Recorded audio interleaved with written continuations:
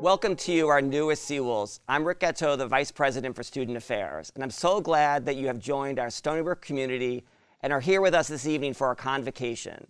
It's a time when we bring our new students together to mark the start of the semester and the beginning of your journey at one of the best universities in the world.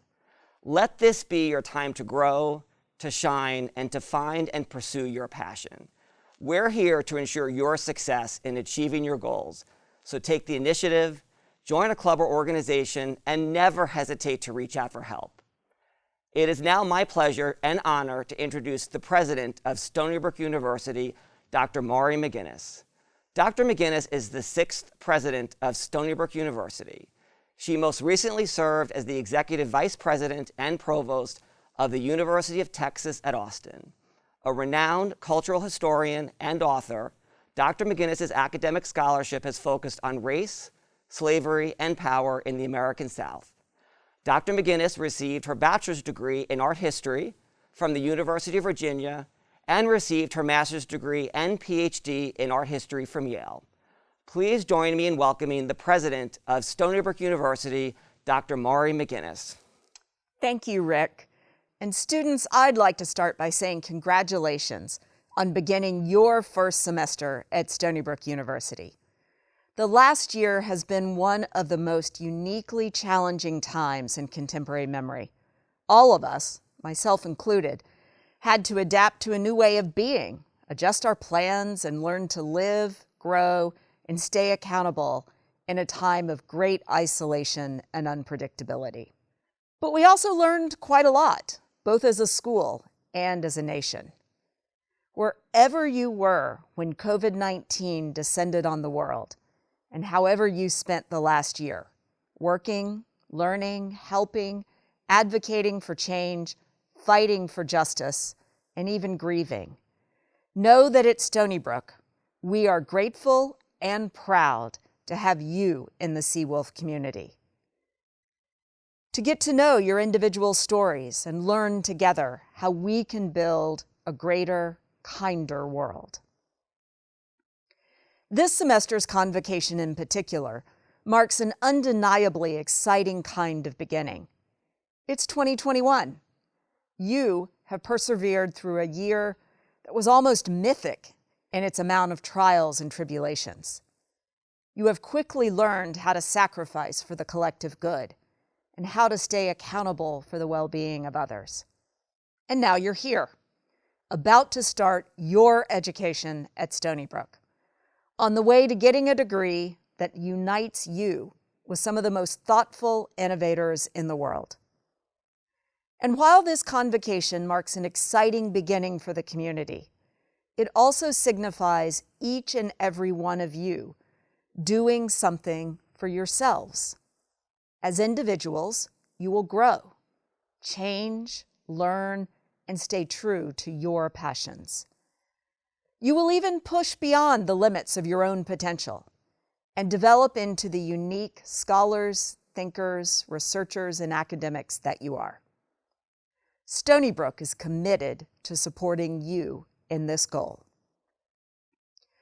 Stony Brook University has always distinguished itself by its ingenuity, grit, and ambition. Stony Brook was a new university only 64 years ago, educating just over 100 students and operating out of borrowed buildings in Oyster Bay. Sometimes, and especially now at the start of this historic year, when we have accomplished so much, yet still have so much to do, I think about our inaugural graduating class of 1961. 13 women with pencil skirts and poodle hairstyles, and 12 young men in shirts, ties, and crew cuts, all hopefully representing an audacious new university on Long Island, one founded to stand with the finest in the country. In less than 50 years, Stony Brook became a member of the AAU, the group of America's most important research universities. And from that original class of 25, we now have over 18,000 undergraduate students and over 8,000 graduate students enrolled. We have been singled out as among the best in the country in terms of value of the education we offer, the diversity of our campus, and the integrity of our academics. Today, you join the leagues of brilliant thought leaders, scientists, and researchers, COVID-fighting healthcare heroes, artists, and scholars that have gotten their degrees at our university, who have all, in their own irreplaceable ways, made their world a richer, more generous, more interesting place to live. Since coming to Stony Brook University, I have been truly amazed by the amount of creativity, adaptability, and tenacity that unites all of our students. Regardless of major, background, career pursuits, and experience. I have seen our community shine light into the darkest of times and bring brilliant interdisciplinary solutions to the most complex of problems. I am inspired by our students every day, and I am inspired by you. Welcome to Stony Brook. Thank you, President McGinnis. It is now my pleasure to introduce Maya Brown, one of our outstanding student leaders who will engage in a conversation with President McGinnis and help you make a successful transition to Stony Brook. Maya is a junior from Freeport, Long Island, pursuing a BA in journalism with a minor in political science. Her leadership experience includes serving as the assistant news editor for the Statesman newspaper and being involved in the Latin American Student Organization and the Social Justice League. Maya also has held several internships in journalism, including as a CNN audio podcast and editorial intern, and as the senior digital communications intern at Stony Brook's Career Center. Welcome, Maya. Thank you, Rick, and thank you both for this opportunity to ask you questions for our new students to learn both about you and Stony Brook. So we're going to start off with some questions. So to begin with, what is your favorite part about being Stony Brook's president? Well, it's such a great pleasure to get to speak with you, Maya. And the answer is pretty easy. My favorite part about being Stony Brook's president is very similar to my favorite thing about Stony Brook, and that is our students. Our students take their education seriously, as well as their accountability to one another. And that's why we were able to stay open the fall semester. Stony Brook students understand what it means to work towards a common goal, while also celebrating and honoring differences. And it's especially gratifying to lead a university made up of students who truly believe in our mission. Got it. I love that response. So I guess jumping to the second question, what advice would you give to a new Stony Brook student? Yeah, so at any point, my answer would be the same, but I think it's especially true at this moment. And that is to cultivate your adaptability, your creativity, and your curiosity. We are entering a period of change, a time of great unknowns.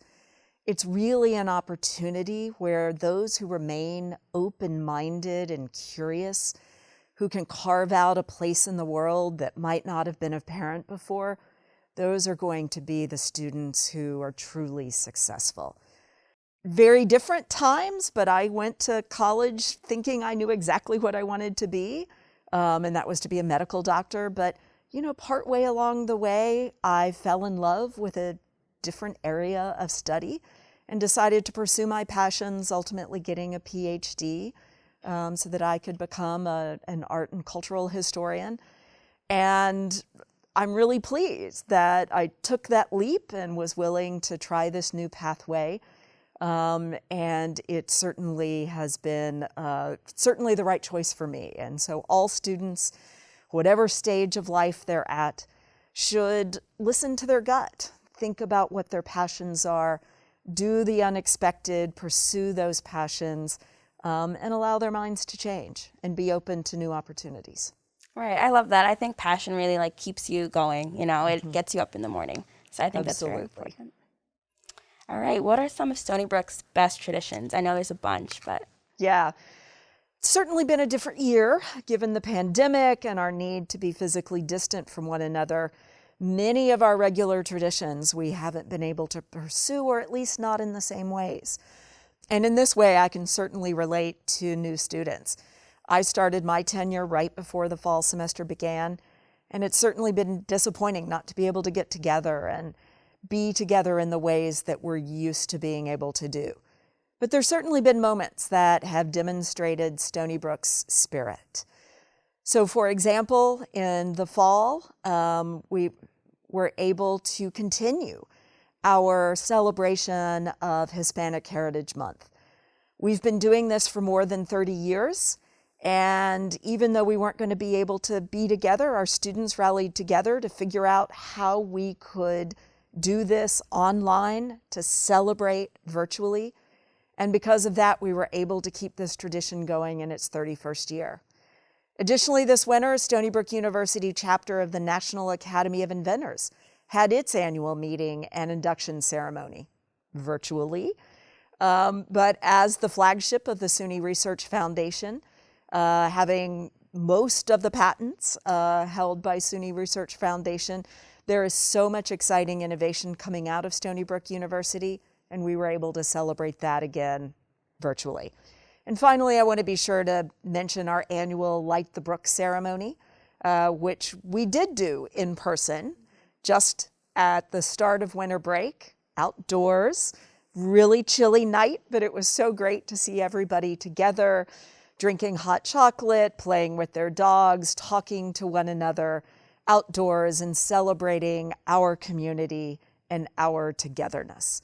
So those are some of the celebrations that I've been able to be a part of, and I look forward to our figuring out how we are going to continue our traditions as the spring semester continues. Right, there's so many to choose from, so I like the ones that you chose.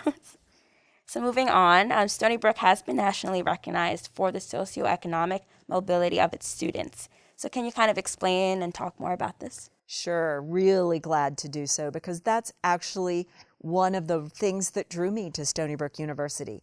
I have worked in higher education really all of my life. I've either been a student or been working in higher ed since I was 4.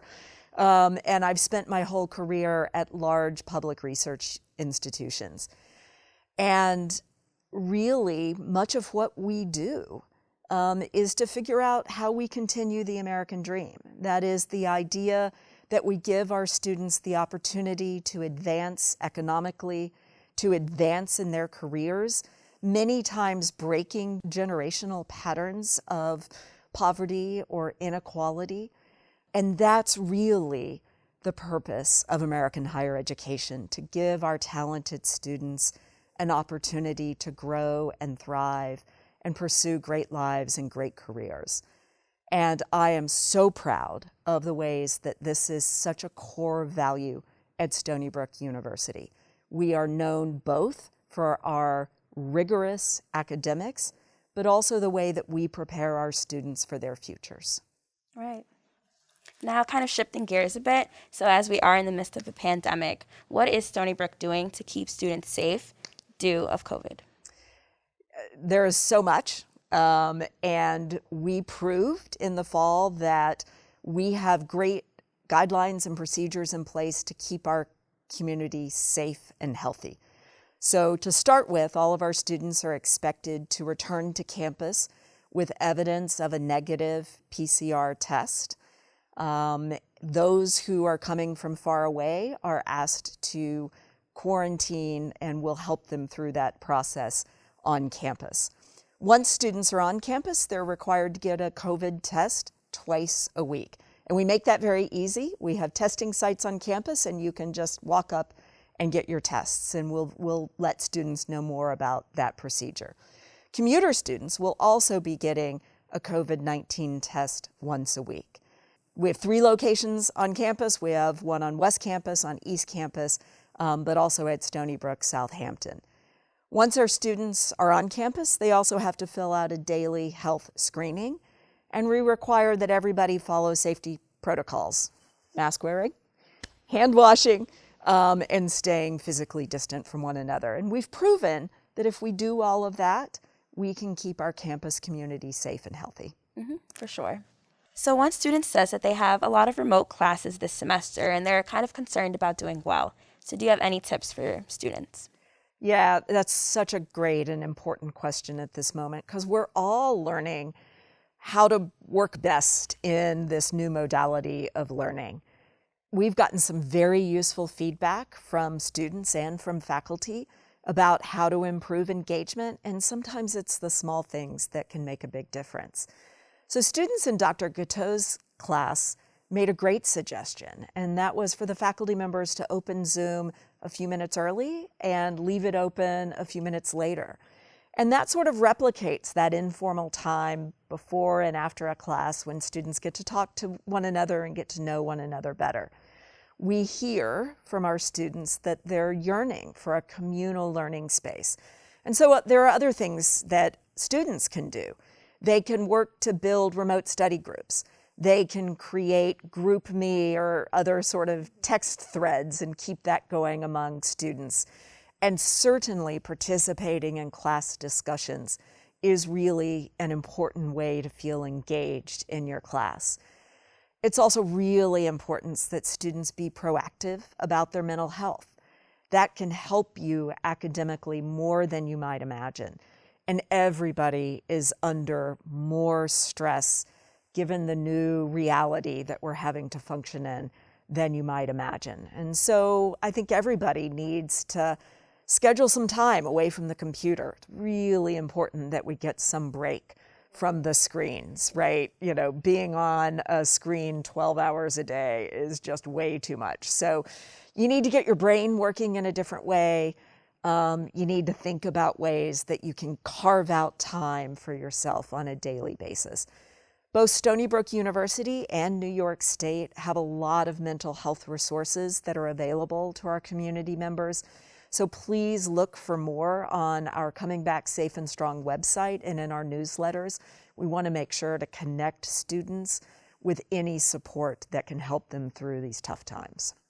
As a student myself, I've taken most of the tips that you gave, and it's helped me a lot. Good. And it's kind of going back to adaptability, like you said. It's all part of that. Yeah. So another question is, what is one thing every student should do before they graduate?